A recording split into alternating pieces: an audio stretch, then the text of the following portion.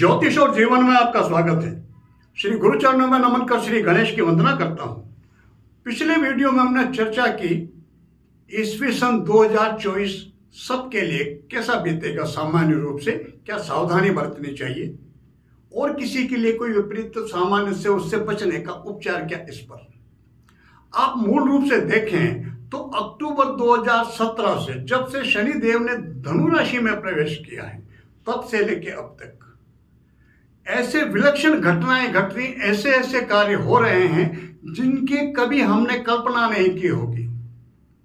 हम इस कालखंड में जी रहे हैं, जो भी इस कालखंड में जी रहे हैं वो अपने आप को भाग्यवान समझना चाहिए उनको। हम ऐसी घटनाओं को होते हुए देख रहे हैं जिनकी प्रतीक्षा में हमारी कई पीढ़ियां काल कल्पित हो गई, सोचती रही वो, और अंत में यह स्थिति कभी होगा भी कि नहीं होगा। ऐसे ऐसे कार्य वो घट रहे हैं, वो घटनाएं घट रही हैं, ऐसे कार्य हो रहे हैं।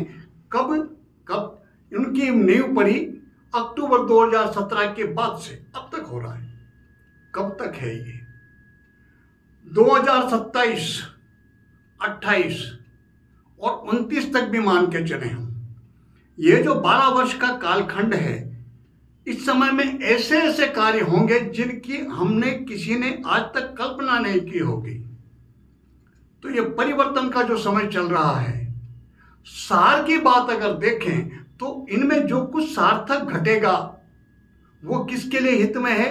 जो सत्य के साथ जुड़ा है, जो प्रकृति के साथ जुड़ा है, जो निसर्ग के साथ जुड़ा है, जो सर्वहित की बात करता है, वो चाहे धर्म हो, चाहे कोई पंथ हो, चाहे कोई नेता है, राजनीतिक दल हो, कोई भी, उनके लिए यह समय बहुत उपयुक्त रहने वाला है। अंत में परिणाम यदि देखें सारभूत में, तो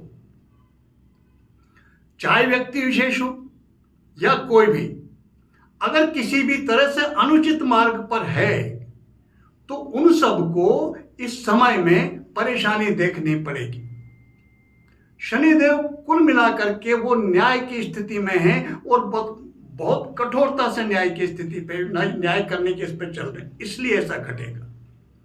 जो ज्योतिष में रुचि रखते हैं वैसे तो हर 30 वर्ष में शनि कुंभ में आ जाते हैं, धनु में आ जाते हैं, मकर में आ जाते हैं, हर 30 वर्ष बाद उस राशि में आ जाते हैं।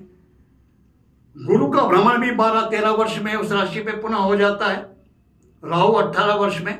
लेकिन दूसरे अन्य ग्रहों के प्रभावों को भी नकार नहीं सकते, उनका भी अपना प्रभाव पड़ता है। तो सभी ग्रहों की विवेचना यदि करूंगा तो वीडियो बहुत लंबा हो जाएगा। संक्षिप्त में हम जो बड़े दीर्घ समय तक रहने वाले ग्रह हैं, गुरु 1 वर्ष में 12 से 13 महीना, शनि लगभग 2.5 वर्ष और राहु केतु लगभग 18 महीने एक राशि पर रहते हैं। इनके प्रभाव वो बहुत कठोरता से मिलते हैं और लंबे समय तक मिलते हैं। तो ये जो परिवर्तन हो रहा है, यही कारक हैं। जो संयोग इस समय बना हुआ है ये सैकड़ों वर्षों के बाद बना है, और उसी तरह की यही कारण है कि इस कालखंड में वो घटनाएं घट रही हैं जो पिछले सैकड़ों वर्षों में नहीं घटी।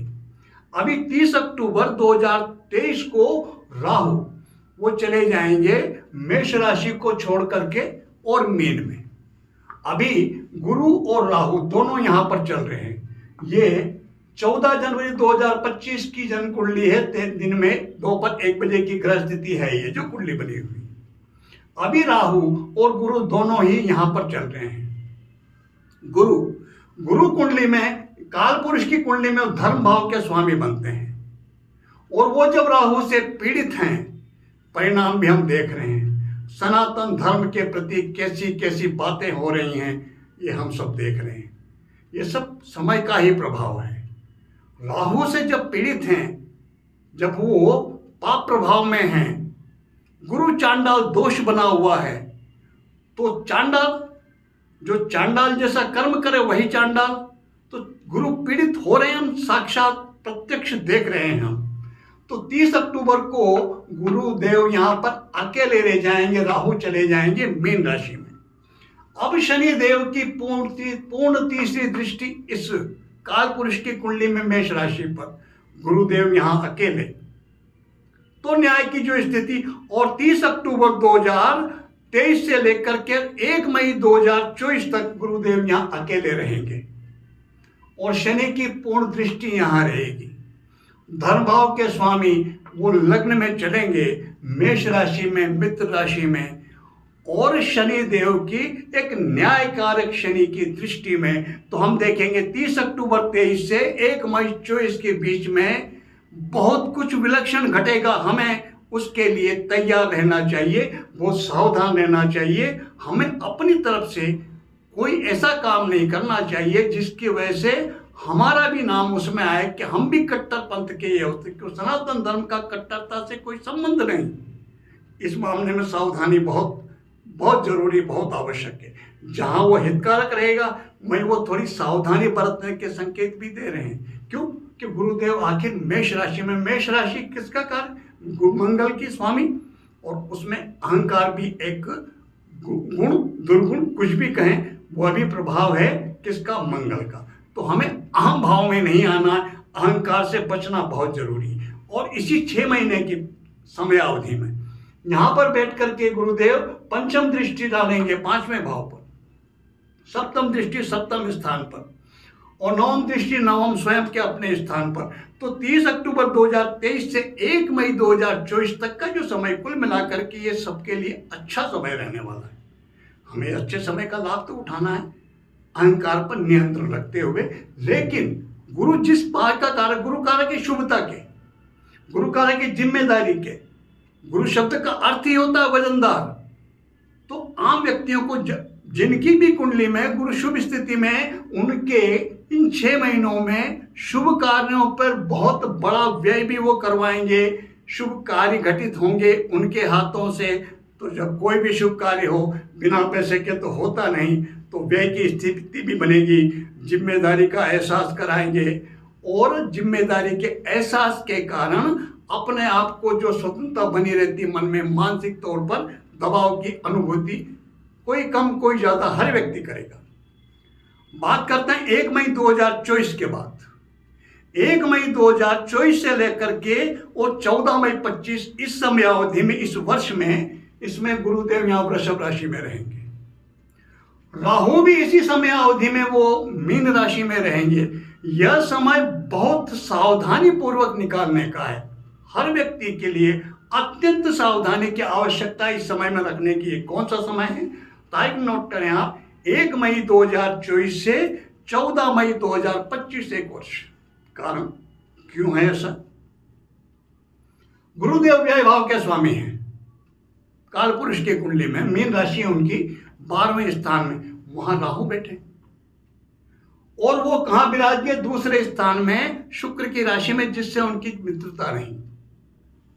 यहां बैठ करके व्यय भाव का स्वामी जब धन भाव में बैठ जाए, या धन भाव का स्वामी जब व्यय में बैठ जाए, तो ये धन दूसरा स्थान, ये जमा पूंजी का स्थान है।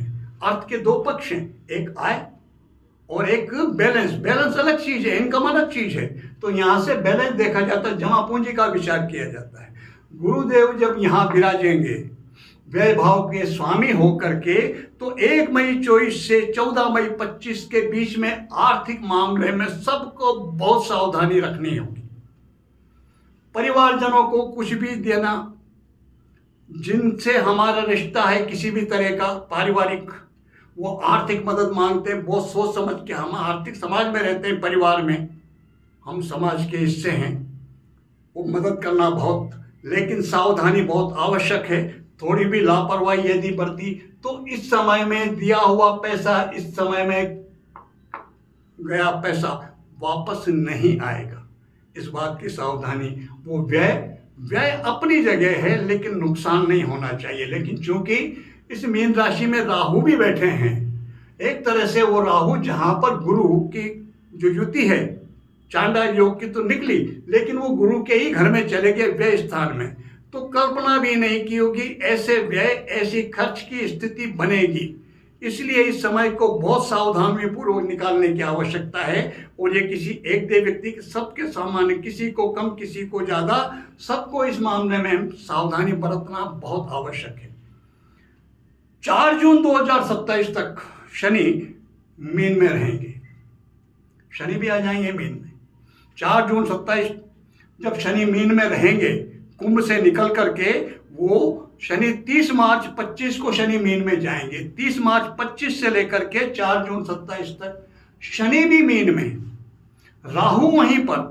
तो जैसे ही 30 मार्च 25 को शनि जाएंगे मीन में, तो क्या होगा, शनि देव कर्क की जो मकर राशि वो कर्म स्थान में और कुंभ राशि उनकी लाभ स्थान में, कर्म और उससे जुड़ा हुआ लाभ दोनों के स्वामी शनि बनते हैं। और वो जब व्यय में जाएंगे तो सीधी सी बात, वो एक बात का संकेत दे रहे हैं, कार्य क्षेत्र में भी असंतोष की स्थिति, किसी न किसी कारण से समस्याओं की स्थिति उत्पन्न होगी। लाभ, आय, इनकम जो हो रही है उसमें अवरोध की स्थिति उत्पन्न हो जाएगी। पैसा आएगा नहीं, उससे पहले व्यय की स्थितियां तैयार हो जाएंगी। ये सारी स्थितियां कब से बनने लगेंगी, 30 मार्च 2025 से। तो जब तक 30 मार्च 25 से लेकर के 4 जून 27 तक शनिदेव मीन में रहेंगे, तब तक हर व्यक्ति को कार्य क्षेत्र में सावधानी रखने की बहुत आवश्यकता है। किसी से किसी भी तरह के, चाहे व्यापार करते हो, नौकरी करते हो, सर्विस सेवा में हो, किसी में भी, चाहे गवर्नमेंट सर्विस में हो, चाहे प्राइवेट सर्विस में हो, किसी भी तरह की समस्या यदि आती है, वर्कलोड बढ़ता है, कुछ भी असंतोष की स्थिति बनती है, शांति और धैर्य बनाए रखना बहुत आवश्यक है। अन्यथा ये समय कार्य क्षेत्र में भी समस्याओं के संकेत देता है। और जब कार्य क्षेत्र में समस्याएं उत्पन्न हो जाएंगी तो हो सकता है कि आय बिल्कुल ही रुक जाए।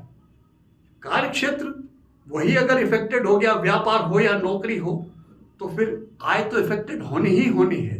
तो ये सावधानी बहुत जरूरी। वो कब तक बनती, 1 मई 30 मार्च 25 को शनिदेव जैसे मीन में जाते हैं, वहां से लेकर के 4 जून 27 तक, जब तक शनिदेव मीन में रहते हैं, तब तक ये सावधानी बहुत आवश्यक है। तो कुल मिला के सार की बात करें तो ये जो 24 के बाद में 25, 26, 27 ये जो समय आने वाला है, मैंने कुछ समय बताया आपको, जो गुरु का समय वो एक अच्छा समय, उसके बाद अतिरिक्त जो समय है वो समय राहु और गुरु के कॉम्बिनेशन, राहु के व्यय में बैठने के कारण और व्यय भाव के स्वामी के गुरु के दूसरे भाव में बैठने के कारण आर्थिक मामलों में सबको सावधानी बरतने की बहुत आवश्यकता है। जो शेयर मार्केट आदि का काम करते हैं उन्हें बहुत सतर्कता से रहने की आवश्यकता है कि राहु भ्रम का कारक है, बहुत कुछ ऐसा दिखाएगा वो जो बाद में लगेगा कि वो तो छल जैसी, भ्रम जैसी स्थिति थी। यदि हम चाहते हैं कि इस समय में हमें किसी प्रकार की कोई नकारात्मक घटना का सामना ना करना पड़े, कुछ नुकसान की स्थिति ना देखनी पड़े, तो हमारा सबका दायित्व बनता है। बचाएगा कौन? हर किसी का कोई न कोई तो रक्षक होता ही है। ये रक्षक से तात्पर्य मेरा जिसमें भी आस्था हो, जिसकी भी, कोई भगवान शिव को पूजता है, किसी की भगवती दुर्गा में आस्था है, कोई हनुमान जी में भक्ति रखते हैं, जिसमें जिसकी भी, ये सब माध्यम हैं। कुल मिलाकर के हमें परब्रह्म परमेश्वर की, उनकी ही शरण में वही हैं जो हमें सद्बुद्धि दिए रख सकते हैं, जो हमारे वैचारिक, जो हमारी स्थिति है उसे एक संतुलित रख करके हमें नुकसान से बचा सकते हैं। कोई भी ऐसा कार्य हमसे ना हो जो हमारे लिए हानिकारक सिद्ध हो, बचा सकते हैं तो केवल परमेश्वर। तो हमें अगर है तो बहुत अच्छी बात है, और नहीं तो हमें प्रारंभ करना चाहिए किसी भी स्तर पर हम परमेश्वर से, उनसे जुड़ करके, और इस समय को शांतिपूर्ण निकल जाए हमारे लिए, इसकी प्रार्थना करें। क्योंकि ये समय बहुत उठापटक वाला है। प्रत्येक क्षेत्र में ये स्मूथ, सहज, सरल से निकलने वाला नहीं है। ऐसी ऐसी घटनाएं घटेंगी, ऐसे ऐसे वाक्य सामने आएंगे, कुछ ऐसा ऐसा होगा जिसकी हमने अभी तक कल्पना ही नहीं की।